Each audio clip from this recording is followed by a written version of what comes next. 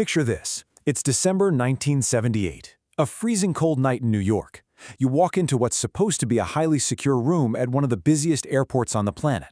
Out of nowhere, armed men step out of the shadows. You're forced to the ground, tied up, and left completely helpless, just watching as $5 million in untraceable cash literally vanishes into the dark. We're going to strip away all that Hollywood glamour today and look at the cold, hard facts of a legendary mystery. This explainer is diving deep into the true story of the Lufthansa Heist. It really sounds like the plot of a high-budget movie, doesn't it? And hey, you've seen the classic film Goodfellas? You probably know a piece of this puzzle. But the actual reality, drawn straight from the hard evidence, is way more chilling, far messier, and filled with a level of paranoia that honestly, no movie could ever fully capture. So, how on earth did a crew of local street thugs bypass top-tier international airport security? And, maybe the most haunting question of all, why did that money never surface again? Part 1. The target and the leak. To really wrap our heads around the sheer magnitude of this crime, we've got to look back at the international banking system of the late 1970s.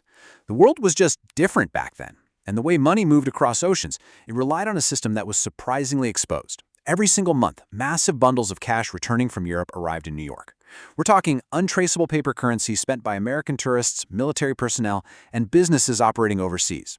Now, Lufthansa Airlines was the main carrier trusted to haul these bills. But here's the kicker.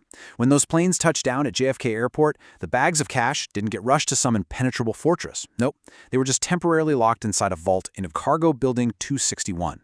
That entire system hinged on one incredibly dangerous assumption: that absolutely no one would be insane enough to attack a major international airport terminal. But you know, the local mafia, they didn't see an untouchable fortress. They saw an opportunity. To a criminal mind, this wasn't a secure building. It was literally a treasure chest, just sitting there, waiting to be unlocked. But here's the thing about fortresses. They usually don't fall unless someone opens the gates from the inside. Enter a guy named Louis Werner. Now, Werner wasn't some hardened, terrifying mobster. He was just a Lufthansa cargo supervisor. But he had a fatal flaw. The man was drowning in a crippling mountain of gambling debt owed to bookmakers who were deeply, deeply tied to the criminal underworld. Desperate, terrified, and facing some very real threats to his safety, Werner made a choice that would permanently rewrite criminal history. He basically handed over the keys to the kingdom. Werner didn't just give a vague tip, he gave a master class on every single vulnerability in that building. He drew up detailed blueprints. He documented the guards' exact shift schedules, pinpointed exactly where the vault keys were hidden, and worst of all, surrendered the security codes. This golden intel traveled fast through the dark arteries of the New York underground, eventually landing straight in the lap of Jimmy Burke, a notorious and utterly ruthless associate of the Lucchese crime family. Part 2. 64 Minutes of Terror. So Jimmy Burke goes to work. He methodically assembles a hand-picked crew. He knew that with Werner's inside info, they could pull off the ultimate score without firing a single bullet. The hard facts of the crime scene read like a meticulously drafted FBI dossier. December 11th, 1978, 3 a.m. The target, Cargo Building 261. The haul, a staggering $5 million in untraceable cash, plus an extra $875,000 in pure jewelry. Just to put that into perspective for a second, adjusted for inflation, we are looking at a modern value of over $25 million. Think about that. All of it just sitting in a temporary holding room in the dead of night, completely ripe for the taking. The operation itself was a masterpiece of dark precision. A black Ford Econoline van creeps into the freezing driveway. Heavily armed men in masks step out. Because of Werner, they knew exactly which door to breach. Boom! Within minutes, the night guards are ambushed, forced to the cold floor, bound tight.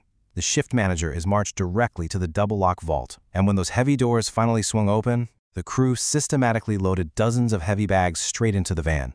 The entire robbery, from the moment they arrived to the second they left, took exactly 64 minutes. As the van sat idling in the dark, getting ready to vanish into the New York night, the leader leaned in and delivered a chilling, calculated threat to the bound guards on the floor. Don't move or call the police until 4:30 a.m. Your families are being watched. It was absolute, bloodless, terrifying perfection. Part 3. One fatal mistake. The sloppy aftermath. But, perfection is an illusion. Initially, the police were completely clueless. The media was reeling in shock. But even the most brilliant, tightly wound plans are almost always undone by the most mundane human failures.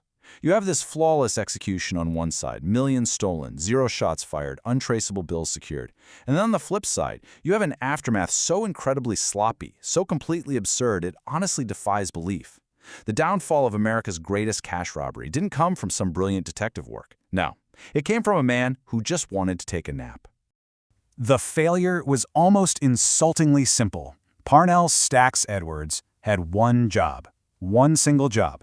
Drive the black getaway van to a secluded scrapyard, hand the owner a stack of cash, and watch that metal box get crushed into a harmless little cube.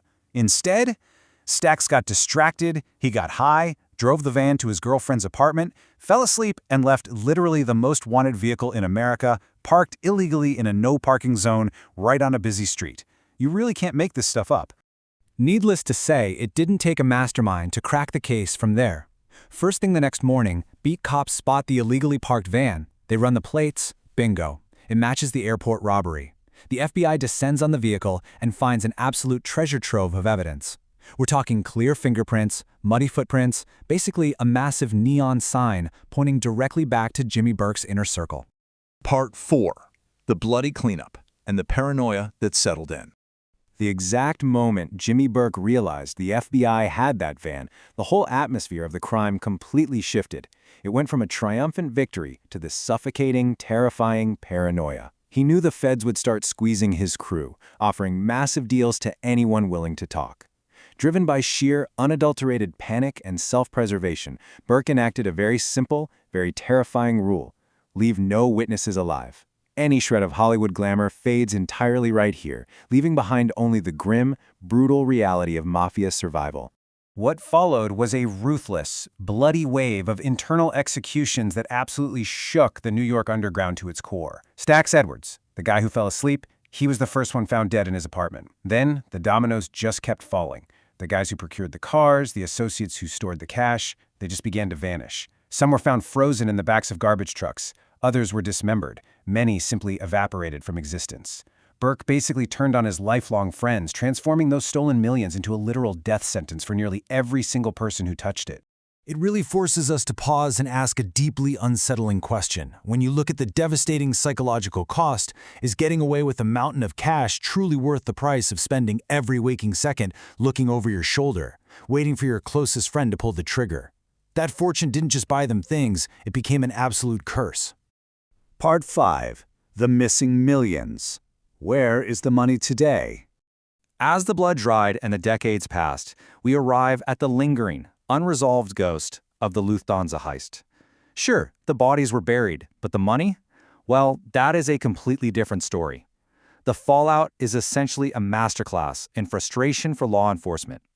Jimmy Burke eventually did go to prison, but for an entirely separate crime, taking his secret straight to the grave. Louis Werner, the inside man who left a trail way too obvious, he was convicted. Decades later, an aging mobster named Vincent Asaro faced trial for it, but was ultimately acquitted. And out of that estimated $25 million in modern value, authorities only ever recovered a few $1,000s. The rest of the cash and all that pristine jewelry completely evaporated into history. So, seriously, where did it go? Well, experts generally point to two prevailing theories.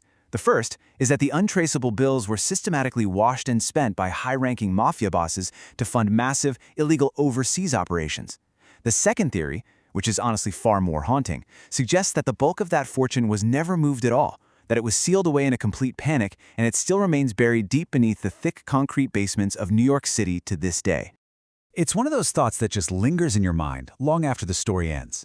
The brilliant planning, the absurd mistake, the ruthless, bloody betrayals. It all leaves us just staring at the pavement of the city. Beneath the footsteps of millions of unsuspecting people, could the greatest treasure in American criminal history still be waiting in the dark? It's a mystery that remains perfectly, frustratingly intact. So next time you're walking the streets of New York, you might just want to question the ground beneath your feet.